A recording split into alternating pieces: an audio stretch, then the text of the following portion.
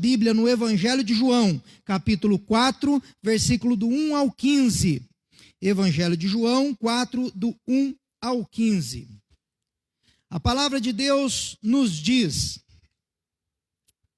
sobre a mulher samaritana. Versículo 1, capítulo 4. Por isso, quando o Senhor soube que os fariseus ouviram que ele, Jesus, fazia e batizava mais discípulos que João, embora Jesus mesmo não batizava, mas sim os seus discípulos, deixou a Judeia e partiu mais uma vez para Galiléia. Entretanto, era-lhe necessário atravessar por Samaria. Assim chegou a uma cidade de Samaria chamada Sicar, perto das terras de Jacó, perto das terras que Jacó dera a seu filho. Havia ali uma fonte de Jacó. Jesus, todavia, cansado da viagem, sentou-se à beira do poço. Isso aconteceu por volta da hora sexta, ou seja, meio-dia. Nisto, uma mulher de Samaria veio tirar água. Pediu-lhe Jesus àquela mulher, dá-me um pouco de água para eu beber, pois os seus discípulos haviam ido até a cidade comprar comida. Então, lhe respondeu a mulher de Samaria: como sendo tu judeu, pedes de beber a mim, que sou uma mulher samaritana? Pois os judeus não se relacionavam bem com os samaritanos.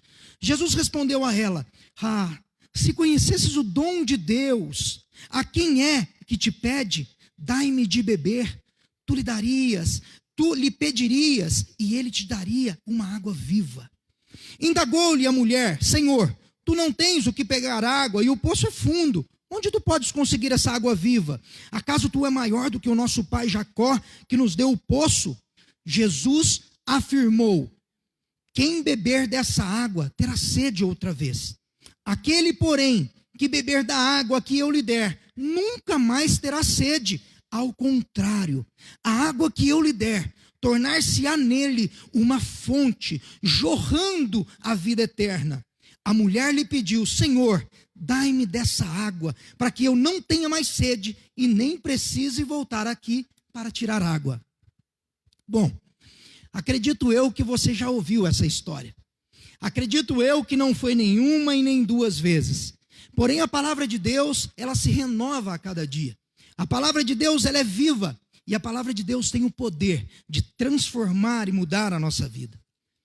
Jesus aqui, antes de chegar a esse lugar, Jesus, ele estava um pouco depois do seu batismo com João Batista, passou e caminhou, trocou uma boa ideia com Nicodemos, e ali ele transformou a vida de Nicodemos através de um religioso cumpridor somente da lei para um possível adorador. Logo antes disso também, Jesus ele foi tentado 40 anos no deserto. E antes também deste acontecimento, ele estava com João Batista, próximo, batizando em algumas terras. Jesus estava nas terras da Judéia e João Batista estava um pouco próximo dali.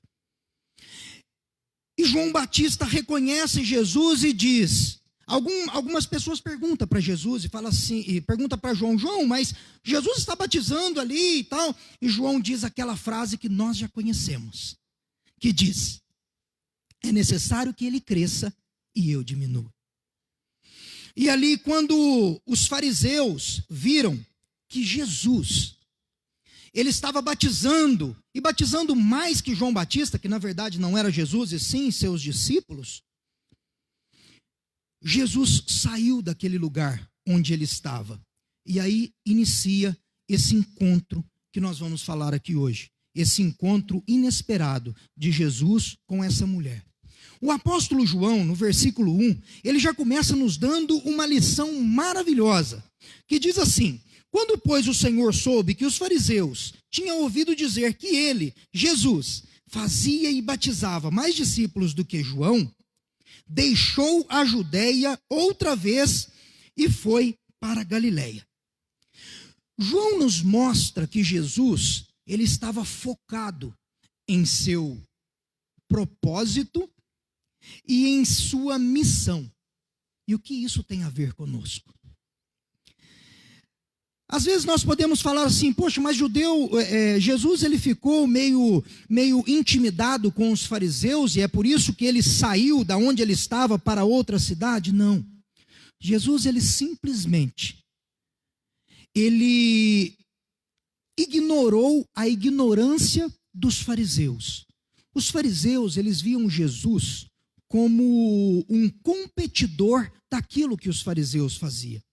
Existe uma frase que eu quero que você guarde. Muitas pessoas vão te amar por aquilo que você faz.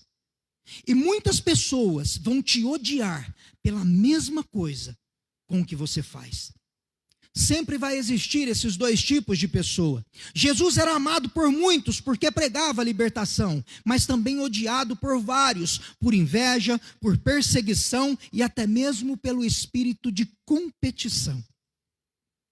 Jesus sabia que ia ter um confronto, e é por isso que Jesus mudou o seu caminho. É por isso que ao invés de Jesus ficar ali aonde ele estava, ele mudou o seu caminho e partiu para a Galileia, e aí chegou em uma cidadezinha chamada Sicar. E de longe ele avistou um poço, e foi a esse poço, pois diz a Bíblia que ele já estava cansado da viagem, se assentou nesse poço enquanto os seus amigos, os seus discípulos, iam até a cidade comprar comida. E de repente, chega uma mulher àquele poço. Uma mulher samaritana, uma mulher que era desprezada pelos judeus, uma mulher que era humilhada pelos judeus. Chega, acredito eu, desenho eu, e até mesmo lembro de uma série que eu assisti, que ela chega com 2 vasos em suas costas. De Sicar, aquele poço de água era aproximadamente 8 quilômetros. E aquela mulher andava todos os dias, 8 quilômetros para buscar água. Nós vemos isso, que do versículo 6 ao versículo 9, esse encontro acontece, onde quando aquela mulher chega àquele poço, aquela mulher olha para Jesus e vê que aquele homem era um judeu. E possivelmente aquela mulher já se armou para atacar aquele judeu antes daquele judeu atacá-la, porque os judeus desprezavam os samaritanos, e nós vamos saber bem rápido por isso. No versículo 7 diz que aquela mulher, que Jesus pede água àquela mulher, que diz assim: veio uma mulher de Samaria tirar água, disse-lhe Jesus: dai-me de beber. Ele estava cansado. Mas nós vemos que não é por causa do cansaço que ele pediu água. Nós podemos ver nos versículos 33 ao 34, quando os discípulos chegam com comida e com água e oferecem a ele, e ele não aceita. E ele diz que existia um alimento, que naquele momento ele não precisava do alimento físico, mas sim do alimento espiritual que vinha dos céus. Então Jesus não pede água para aquela mulher porque estava com sede. Jesus pede água para aquela mulher para começar uma obra na vida dela, para atacar e atingir a vida dela e logo depois contaminar uma cidade inteira com a palavra de salvação. Como vemos nos versículos 28, 29 e 39. E aquela mulher, quando viu um judeu pedindo água a ela, respondeu com uma resposta ríspida, uma resposta bruta, dizendo assim: disse-lhe então a mulher samaritana: como sendo tu judeu, pedes de beber a mim, que sou uma mulher samaritana? Porque os judeus não se comunicavam com os samaritanos. E no versículo 10, Jesus responde à mulher de uma maneira suave e de uma maneira doce, totalmente ao contrário do que aquela mulher esperava. E Jesus diz a ela: se conhecesse o dom de Deus, se conhecesse o presente de Deus que está aqui na sua frente, pedindo água, tu pedirias a água e eu te daria uma água viva. Jesus ele responde com uma palavra doce, uma pergunta ríspida, cumprindo o que diz em Provérbios capítulo 15, versículo 18. A pessoa que se irrita facilmente provoca dissensões, mas o paciente acalma discussões. A resposta branda desvia o furor, mas a palavra ríspida desperta a ira. E eu quero falar para vocês aqui em 6 minutos sobre o que foi essa história e o porquê essa mulher foi transformada e transformou toda a cidade de Sicar, através de um homem que ela via como um julgador. E aqui nos mostra algo fantástico que Jesus nos ensina, que é o controle emocional, que é a inteligência emocional. Imagine só você, quando Jesus pede água para aquela mulher, e aquela mulher de uma maneira ríspida fala: como você pede água para mim? Eu sou samaritana e você é judeu, você vive me humilhando, você vive me escorraçando e você ousa pedir água para mim. Imagine só, se Jesus não tivesse o controle emocional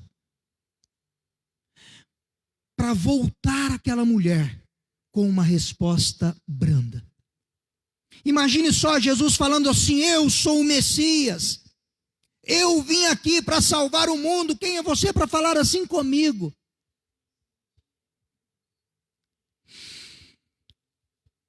E é nesse ponto que eu quero focar essa história que você já ouviu falar. É no emocional que Jesus tocou aquela mulher. E eu quero fazer uma pergunta para você: como está a sua vida emocional? Jesus, ele toca no emocional daquela mulher.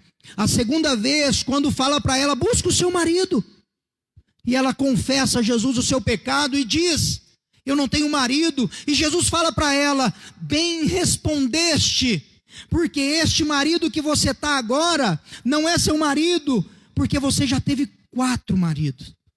E Jesus continua pegando no emocional dela. Como está o seu emocional nesses dias?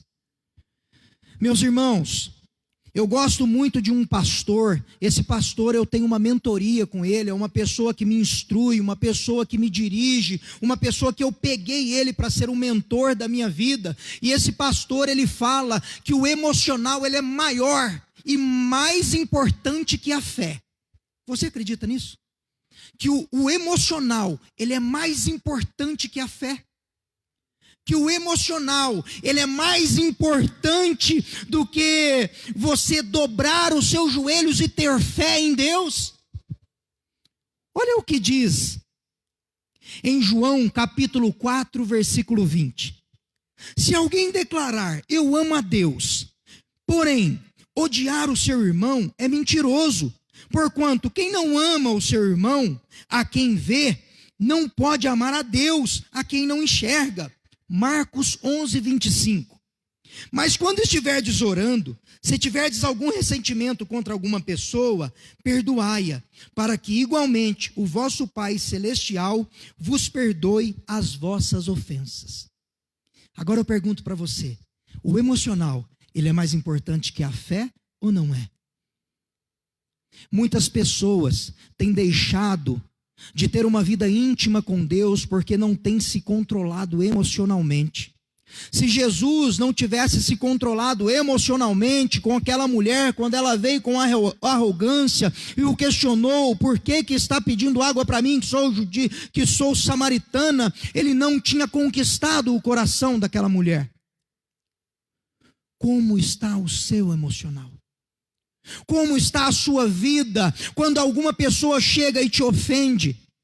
Quando uma pessoa não acredita naquilo que você acredita, como essa mulher samaritana, sabe por que os judeus não se davam bem com os samaritanos? Porque na época de Oséias, em 2 Reis, capítulo 17, diz que os samaritanos, eles se envolveram com outras tribos e raças, e adoravam a Deus e outros deuses. E os judeus, como pessoas que prezavam muito pelas leis divinas, excluíram os samaritanos, e até naquele momento eram pessoas que não faziam parte do judaísmo, de uma maneira muito radical. E Jesus, com seu amor, foi se apresentando àquela mulher. No versículo 19, a mulher reconhece ele como um profeta, porque ele revela que ela foi casada 5 vezes. E depois de uma conversa, Jesus demonstra a ela o seu amor. E no versículo 26, ele se revela àquela mulher como o Messias, onde nós vemos isso em pouquíssimas vezes na Bíblia. Tudo isso porque Jesus teve o controle emocional. Lembra de quando ele foi tentado 40 dias no deserto? Ele teve o controle emocional porque o diabo ele provou para jogue-se daqui. E ele se controlou e disse um versículo: transforma essa pedra em pão. E ele se controlou e disse um versículo: como está a sua vida emocional? Através da vida emocional, Jesus conquistou a mulher. E no versículo 39, para estar finalizando, um povo, uma raça que era excluída pelos judeus, se converte ao cristianismo, e muitos são salvos pelo controle emocional que Jesus entrega àquela mulher. Que a palavra de Deus diz assim, 4:39, muitos samaritanos daquela cidade creram nele em virtude da palavra daquela mulher que testemunha: ele me disse tudo quanto tenho feito. Versículo 42, então disseram à mulher: agora cremos, não somente por causa do que tu falastes, mas porque nós mesmo ouvimos e sabemos que este é verdadeiramente o Cristo. E eu termino aqui. Desculpa, meus irmãos. Desculpa.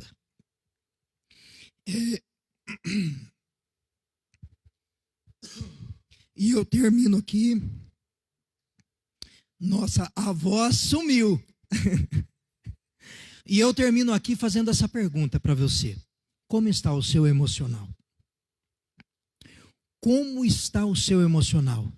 Pois o emocional, ele te dá uma vida santa, reta e compromissada com o Senhor. Guarde essa palavra. Coloque essa palavra no seu coração. E lembre-se, o emocional, ele é mais importante do que a sua fé. Pois sem o emocional, você não vai ter comunhão com seus irmãos. E sem comunhão com seus irmãos, você não terá uma comunhão com Deus. Eu agradeço vocês, desejo vocês uma noite abençoada e finalizo aqui com uma oração para que Deus abençoe as nossas vidas e nos dê direção para enfrentar aí essa semana. E te convido também para estar ligado